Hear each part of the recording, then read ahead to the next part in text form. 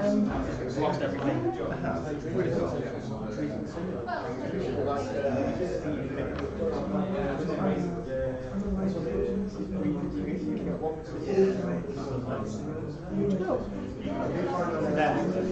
Because it was full screen and it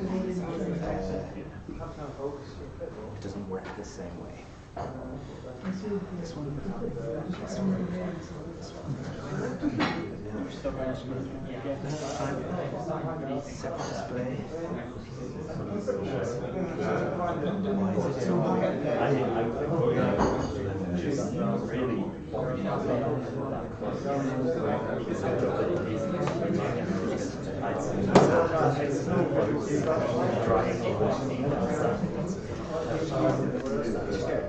Why is it so hard? Really. Oh, good.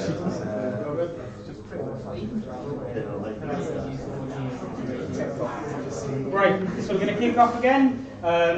Now we have Chris Manson, who is a developer at Simplabs. I think I've said that right.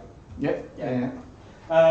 He used to be the organizer of LeedsJS, so some of you might recognize him, although it was like 4 years ago. He now lives in Dublin, where he organizes Dublin.js and the Ember Dublin meetup. He had a baby due in 23 days. Chris and I have known each other for a very long time and I wanted him to come over here and do a talk. I went over to Dublin earlier this year in May, June? So, yeah, I can't remember. Time. Some points recently. And yeah, we've wanted to do this exchange for a while. He's also got an awesome little dog called Rodney that's like that big, and he's just a ball of energy. Yeah. He's going to be talking, that dog, yeah, that. And he's going to be talking about Empress, which is Jamstack templates for humans, and it's about using Ember for the Jamstack, and he'll explain what Jamstack is. So take it away, Chris. Right, okay, so I am Chris Manson. If you want to find me on the internet, I'm usually relate, wherever it is, so on Twitter. Unfortunately, wherever they don't allow underscores, I'm not relate, which is really infuriating. But yeah, you can find me on there, on Twitter. I am going to be talking a little bit about Empress, but that's kind of at the latter end of this talk. I'm going to start with what is Jamstack. So the definition of Jamstack is here, which is straight off jamstack.org, I think it is. Who here actually knows what Jamstack is? Okay, who knows 100% exactly what Jamstack is? Okay, so the real thing about Jamstack is that it is a little bit of a marketing term. I'll explain what that means, but really what you want out of saying that you use Jamstack is to say that you're with the cool kids using cool new awesome technology and you want badges and stickers. Jamstack history. So usually it's quite good to look at where we came from to see why this is the right way, or this is the way that people are thinking about building applications nowadays. Jamstack history looks very much like normal JavaScript application history. So, you know, we started with server-rendered applications, then we moved to server-rendered applications with a little bit of JS, and then we moved to like single-page applications, and then obviously we've got a lot of server-side stuff with like pre-rendering and all this sort of stuff, and like new cool stuff. You can see that there's no step in here that's specifically about Jam, because, well, actually, Jam isn't a specific set of technologies. Jamstack is a marketing phrase 100% created by Netlify. So it is entirely owned by them. Everything that you see, jamstack.org, it's like sponsored by Netlify. And do you know what? I don't mind. I actually say respect, because it's on everybody's, you know, in the zeitgeist now. Everybody's doing talks about Jamstack. I flew over here to talk about Jamstack. But one of the reasons why I'm bringing this up is to, it's not just saying, oh, it's, you know, I'm not trying to be cynical here. I love Jamstack. I've built a whole project that's built on the Jamstack. The reason why I wanted to bring it up is because if you know where it comes from, it gives you a little bit of an indication of what it is and why certain decisions, what makes things a Jamstack application. So Netlify is essentially just a static hosting CDN. So it's not 100% true that it's only just static stuff, because it has some like serverless functions, but we'll go into that in a little bit. The other thing to kind of consider here is that, as I'm saying, it's kind of just essentially single page applications. It's not a revolutionary idea, it's just a little bit of an evolution, like making a few decisions in one way or another. So with that in mind, we can talk about, we'll go into what it actually stands for, and we'll talk about what kind of applications are more Jamstack, and then that will give you an idea of what the decisions that you would tend to make if you wanted to make something jammy. I'm going to say jam a lot in this talk. I do apologize. So jam actually stands for JavaScript, APIs, and Markup. And this is another reason why I was talking about SPAs, single page applications. If you've built a single page application using Ember, Vue, React, depending on how you build your React apps, you probably built things that were a little bit Jamstack. You know, you'd have a application that runs in the browser that speaks to a server over a JavaScript or a JSON API or something like that. So if we're essentially all writing Jamstack applications, how do we mark that they are like not very jam or extremely jammy? So let's take the example of, actually let's start with a show of hands. Who has written a single page application that's like in production? Okay, not as many hands as I would have expected, but usually if it's like a custom single page application, you would own the front end and the back end. And they would be, or you may not be working on the back end, but your company, or you know, if it's a side project, you do it yourself. And they would usually exist in two separate repos. Now, monorepos are a thing, I'm ignoring that for now, but imagine that they are two entirely separate things.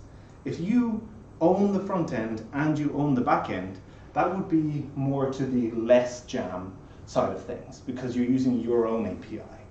If you were using like an external API, so you had a single page application that only hit, let's say, the GitHub API, or use things like Contentful. Does anybody here know Contentful? Mm-hmm. It's like a CMS, content management system, for Jamstack applications. So you sign up, you can produce an API for your application, and you can create, update, delete, all that sort of stuff.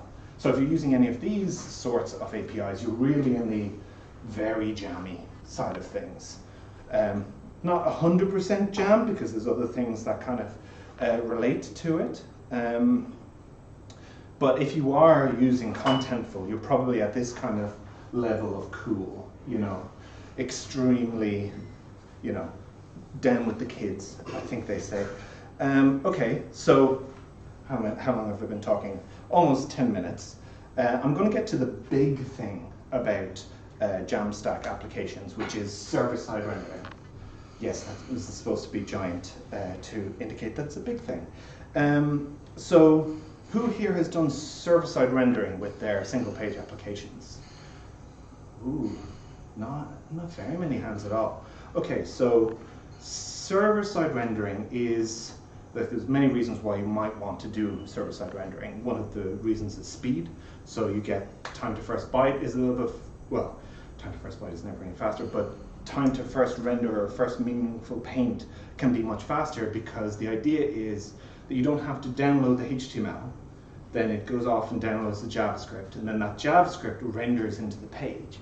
You actually start off with what would have rendered on that particular route, and then the JavaScript can take over from there. If anybody has heard people talking about server-side rendering or seen any articles about it, it's likely been, you know, tweaking React to work in a particular way so that you can actually get it working, and it is very complicated. And because it's React and because it's JavaScript, you would, create yourself a node server that would, handle the request, then pass it into the router in React, somehow have it spit out HTML, send that back. Again, not very jammy, because having your own server is, again, as I said before, more on the less jam side of the spectrum. So setting up a node server isn't the best way to get server-side rendering for the Jamstack. The way that you do it is that you pre-render. So instead of it being a live server that's in production right now, you have a system that kind of knows where all of your pages are. So if you've got a blog, you know ahead of time all of the URLs for your blog, and you essentially, maybe use Chrome, Puppeteer, all of these cool, fancy technologies that the cool kids like to use, to go to each of your URLs in your local build system or whatever, and download the HTML, put that in a static folder, upload that to the CDN. You see where I'm getting at. You'd go through each of the pages in your app and download the HTML and kind of serve it statically. And because it's got the JavaScript app in there, once you get the static page load, you can then boot the JavaScript app and do extra things, but I'll get to that in a minute. So what I'm describing here isn't very Jamstack. It is essentially static site generation. And I don't know if anybody knows this website, staticgen.com. It used to be .io. But there is a very long list of ways to generate static sites. So this sort of thing where you have pre-rendering, so you have a list of maybe markdown files or JSON files, if you've looked at the LeedsJS website, and then you loop through it, generate your HTML. And it allows you to do certain filters. So because we're in Jamstack, we want to only filter by JavaScript language. So we start out, it's weird, I did the count today, we start out with 260 static site generators. When you're scrolling through that list, it feels a lot longer than only 260. I'd recommend taking a look at this website, it is good. So if we filter by JavaScript, we go from 260 down to 98. So that's a lot of JavaScript ones. And because it's a Netlify thing, you can see here there's a deploy to Netlify button. We want to filter then down again to only the ones that deploy to Netlify, because that's Jamstack. And that brings us to 24. But that's not true. That's not what Jam is. That's a little bit of a troll. You can see here that Hugo, which is the third most popular by stars, apparently that's a thing that helps you decide which technology to use nowadays. The third most popular thing that you can deploy to Netlify isn't even written in JavaScript, it's written in Go. So this kind of deploy to Netlify isn't what defines what is Jam. And it's not that this server-side rendering needs to be done in JavaScript. The J in Jam talks about after you do the pre-render, after you get that first initial paint of what the app looks like, your blog post, whatever it might be, you generally expect a JavaScript application to boot up. And we're going back into the single page application world at this stage. So you get a fast render, just like a normal statically rendered application, but then you go to have a single page application so that internal navigation through your application is much faster. You just download a little bit of JavaScript, or sorry, a little bit of JSON. So you hit an API, you hit a static file or something, and then your browser paints the next page. So, if you've got a whole bunch of static files, you put them on S3, and then, essentially when you're navigating internally in your app, it's instantaneous. It can be a little bit slow if you don't have the data already cached, but it can be instantaneous. But, I'm saying a lot of words, I'm saying a lot of concepts, and I think I've said the word simple or just 40 times at this stage. It is not simple.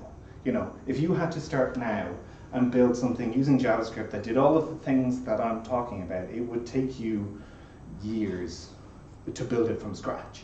So I do not recommend that people do that. What I recommend people do, if they're interested in Jamstack, is that they try out something that has already done all of the hard work. So the two that you probably have heard of before is Gatsby and VuePress. So Gatsby is the React way of building Jamstack static applications that have all of these lovely things that I've been talking about.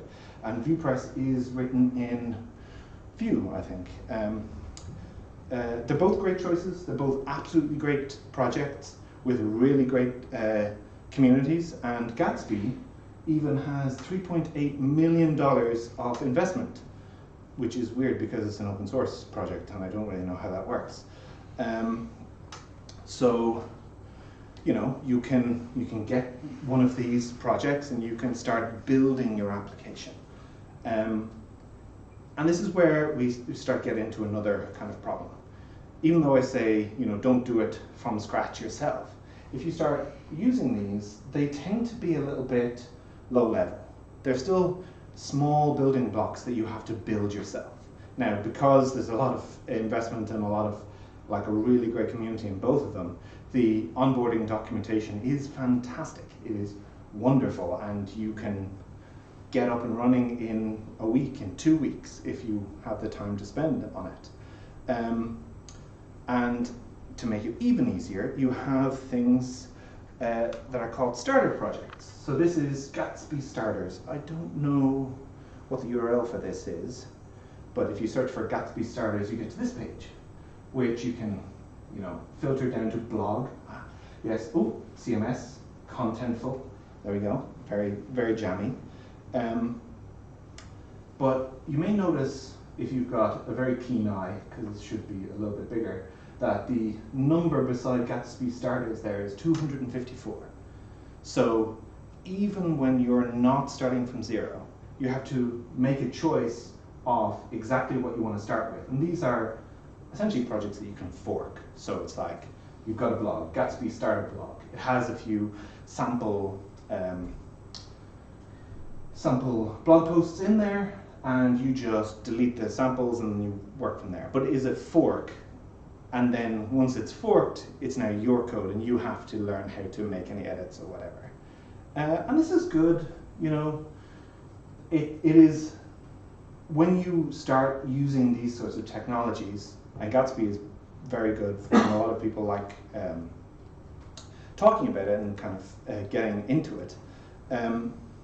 You really feel like you're developing an app in the future. Like, this is like a new way of thinking, a very good developer experience, and to all intents and purposes a great user experience on the other side. But I'm not a fan of, you know, sitting down and going, which of these 254 starters should I start with? You know, if I'm given the small building block of Gatsby, like, what can I build? It's infinite, you know what I mean? It's a little bit too open-ended for me. And this is where I want to start talking about my project, the project that, you know, as Luke introduced me with, Empress. Empress.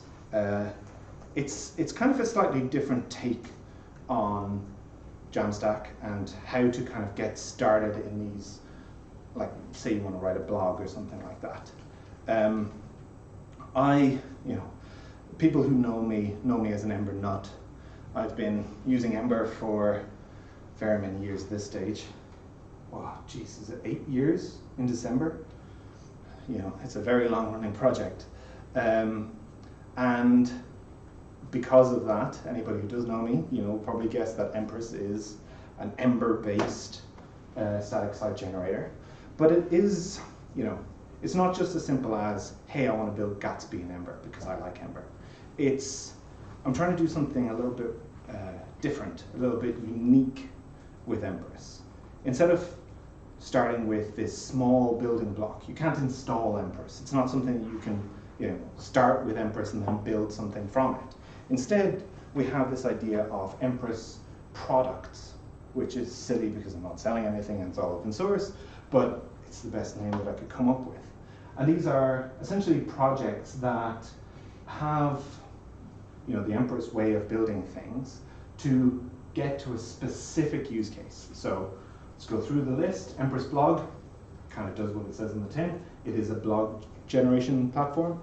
We'll go into more detail on that because it's kind of the most mature and most popular, and a lot of people are using it at the moment.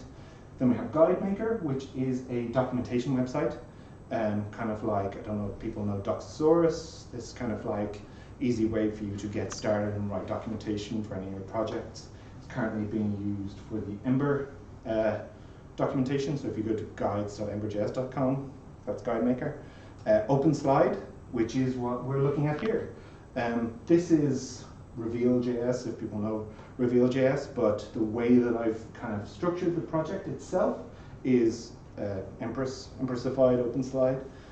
Field Guide is a style guide documentation system that has like auto-executing code samples, so you can see, like you can have your designers like write HTML and CSS and know exactly what it looks like, and not have this kind of duplicate between execution and documentation, and so on and so forth. Like the other two, I could go into them, but they're kind of a little bit alpha at the moment. But this is the way that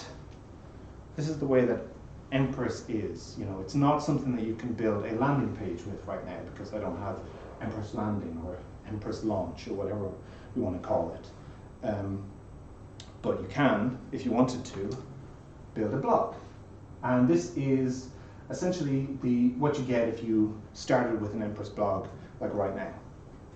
Anybody who recognizes Ghost will notice that this looks very much like their default template, because it is, in fact, exactly the Ghost template. This is where Empress blog and the whole Empress project started, as a Ember static shallow fork of the Ghost default template. So that's the humble beginnings. And how to get to here, we can follow the quick start on the Empress blog README, which is here in the bottom link. We've got an organization on GitHub, Empress, and I don't know if everybody can see that in the back, but essentially it is three commands: npm init, Ember app, superblog. That's just starting a new Ember app, essentially. You move into the superblog, and then you Ember install Empress blog and Empress blog Casper template. So what that actually does, for people who aren't familiar with Ember applications, we have a whole scaffolding system, so very, very similar to the Rails way of doing things. It's not quite create React app, which is kind of a slightly different way of doing things. It's more like if anybody uses Angular. Angular CLI was essentially a fork of Ember CLI, so very similar sort of stuff. And what we're seeing here is that we're Ember installing the two packages there, so the Empress blog and Empress blog template, and it does a bunch of things because Ember add-ons are able to do a bunch of things for you when they're installing. And then when you do npm start, you can go to localhost 4200, which is our favorite port, and you can see your blog actually running. So what that actually generates in your file system is essentially an empty Ember app, because Empress blog kind of takes over essentially. And then we get all of these markdown files, and I've got a few images there as well, which is kind of like, it starts you off with sample data, which is useful, so you can see it running on your local machine nice and quick. But one of the things that Empress does is all of the editing of the content is done in markdown files with front matter, which is essentially a little bit of YAML at the top of the markdown, which is nice. It's really great to have markdown for your authoring of blogs and stuff. You can create a pull request so you can have people review your terrible English, because I always make mistakes. And yeah, I use this a lot and I use this today when I was making these slides. These slides are essentially markdown, and I just Ember generate, which is another common Ember thing. I can Ember generate slide, name of the slide, and it will put things in the right place for me. But this isn't the point of what I'm trying to get at today. The point of today was that we want to simplify, or templates for human beings. I want to simplify, one of my goals with the Empress project is to simplify the way that people write templates. I'm going to run back here for a second. What you can see here is Ember install. It's just essentially an npm install, but it also runs default generators. You know, it's not really important for this talk, but essentially you can see there that those two things at the end, that's two npm packages. We have the core package, or the system package, that does a lot of the heavy lifting. And then we have this bare template that only does the HTML and CSS for this blog. And if you don't want to use the default, you can npm uninstall empress-blog Casper template, excuse me, and npm install Attila template, which is another common Ghost template. We've got a fork of that as well. And, you know, that's great.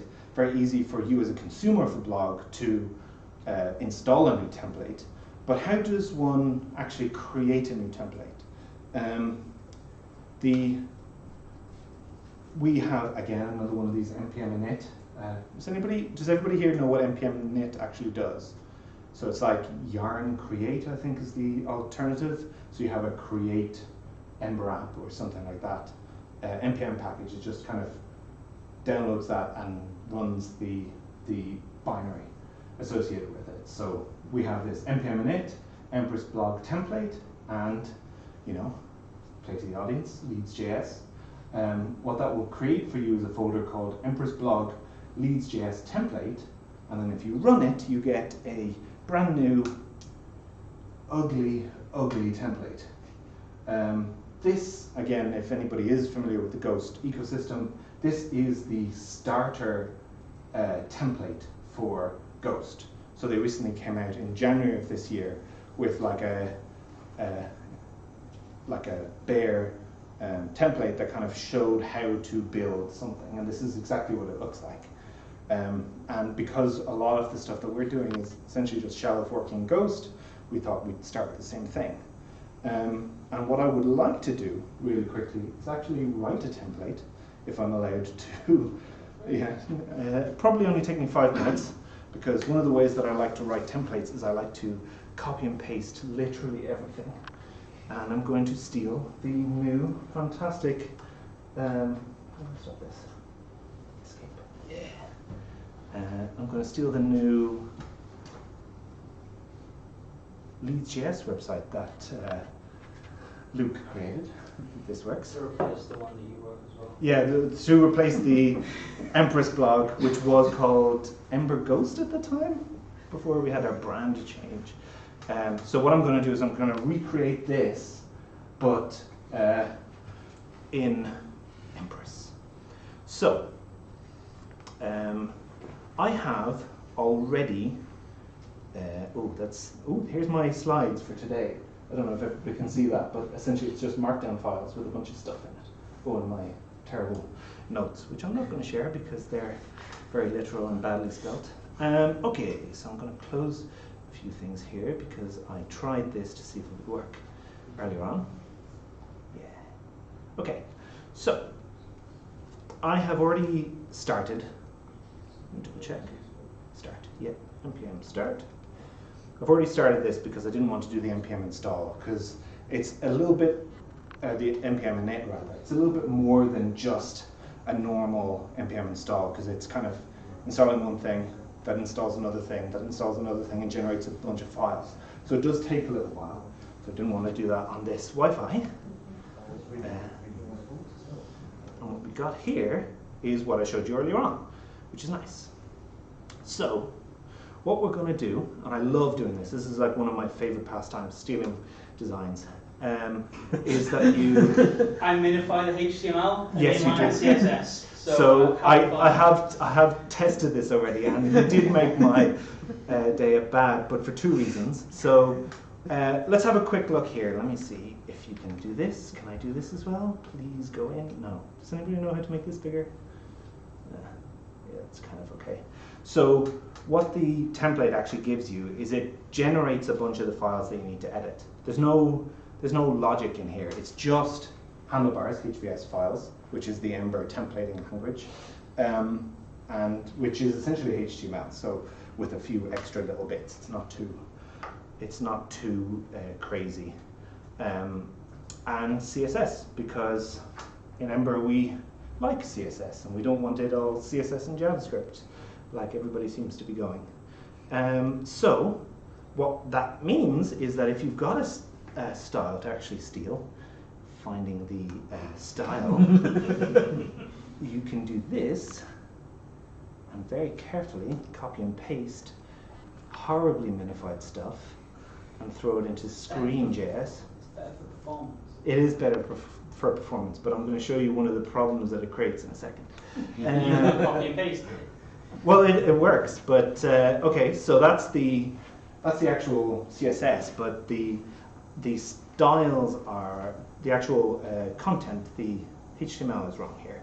So the only two things that I'm going to do in this very quick demo is application HBS, which deals with the whole wrapper of your application. It's not the same as like the HTML, etc. It's like what goes into the body essentially. And index, which, as you probably imagine, is the index.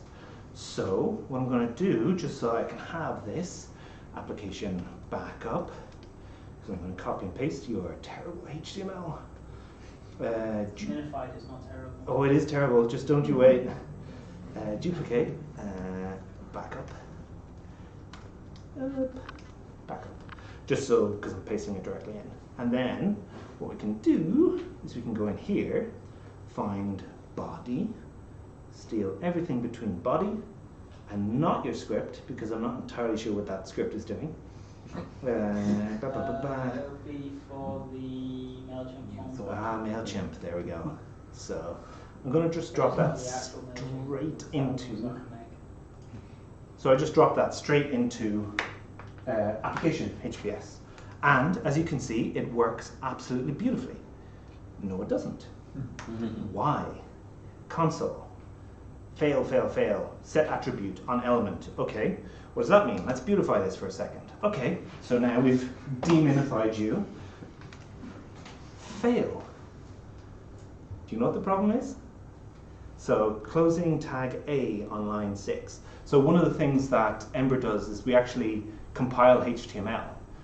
This happened like 4 years ago, and we did it without needing a major update to Ember. It was just kind of like an update the rendering engine.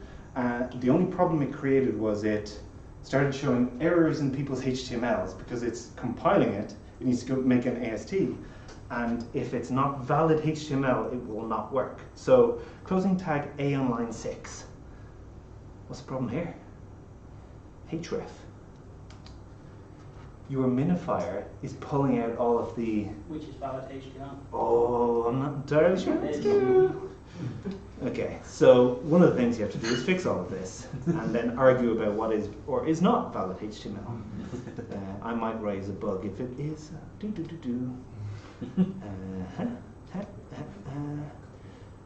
I was thinking about making a regex that would fix all of this. And then we've got our events. I'm only going to do one of them because you'll see why. I'm not going to do them all in a second, and then I'm going to delete all of my list items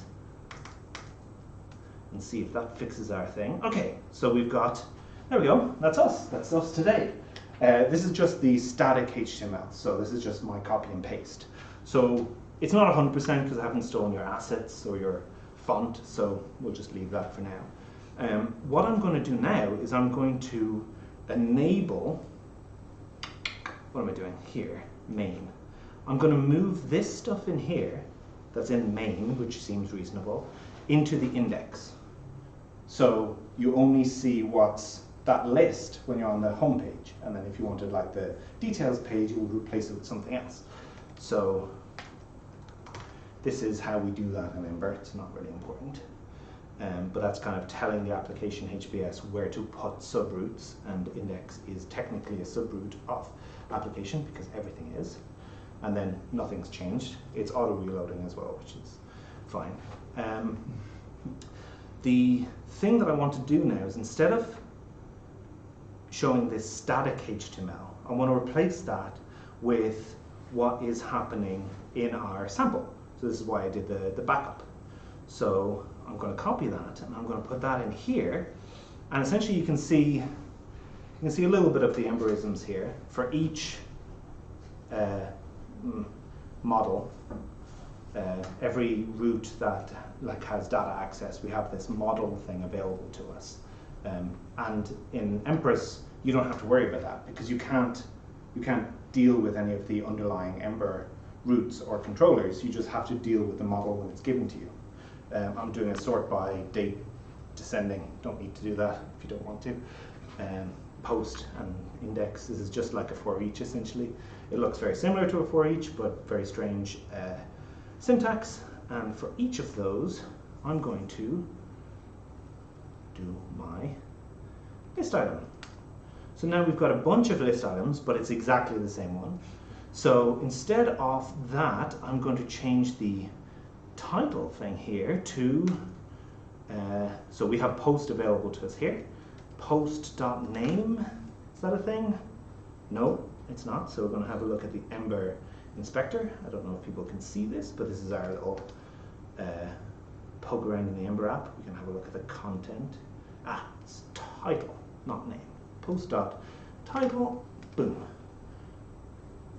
Welcome to empress-blog. And then each of the titles is now working, essentially.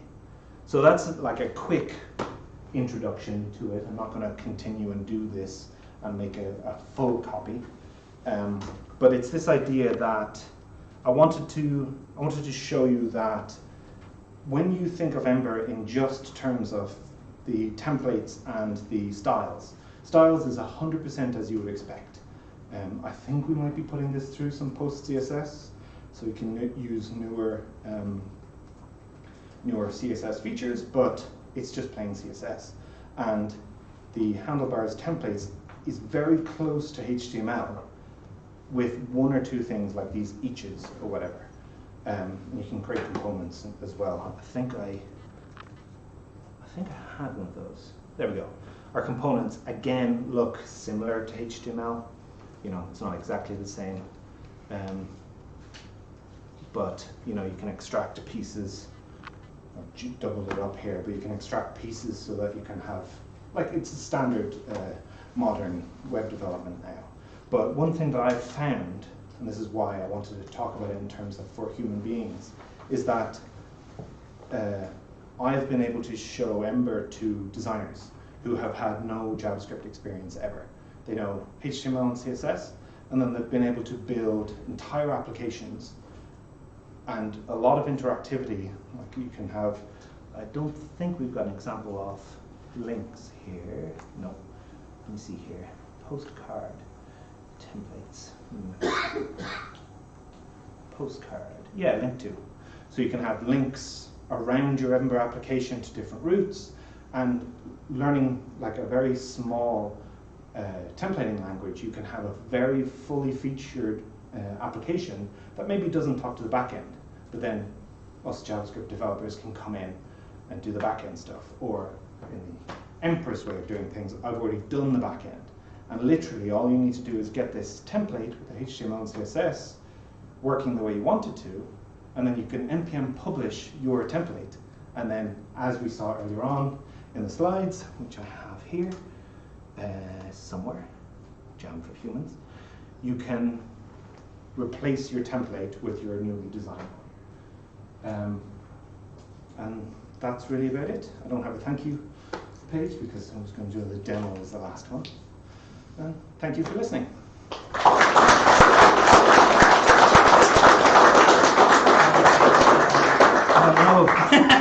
This is live feedback. So HTML without hook quotes is valid because here is a line from the spec, wherever my mouse is. Please come back.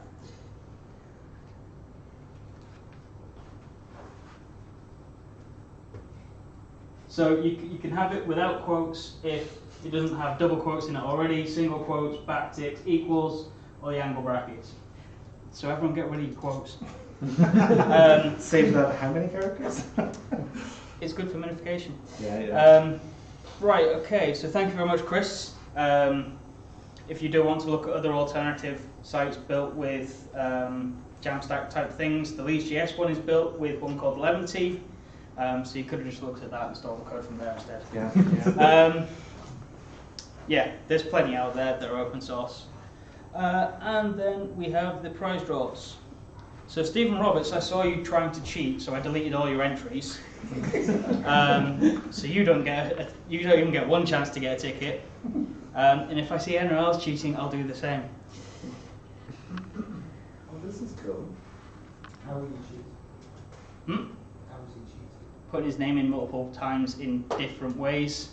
So put Stephen, Steve, Steve. So Nathan Ward, you win the React Advanced prize, React Advanced ticket. So come and see me after this, and I will take your email address and get everything sorted out for you for that. And then for the JetBrains codes, the first one goes to Laura. No surname, but Laura. Come and see me afterwards, and I will take an email address. And then the other one, which hopefully doesn't show up the same one, Tom Wright. Come and see me after, and I will get an email address.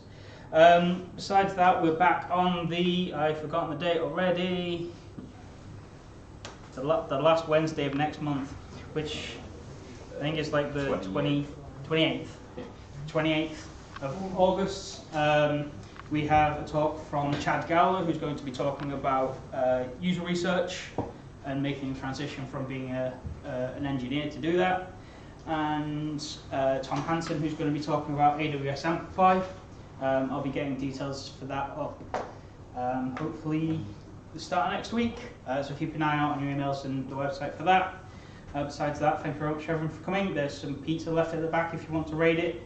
And if you've got any questions for Chris, please come up and chat. Beth had to leave early, but if you've got any questions for her, she said she'll answer them on Twitter or via Twitter DMs.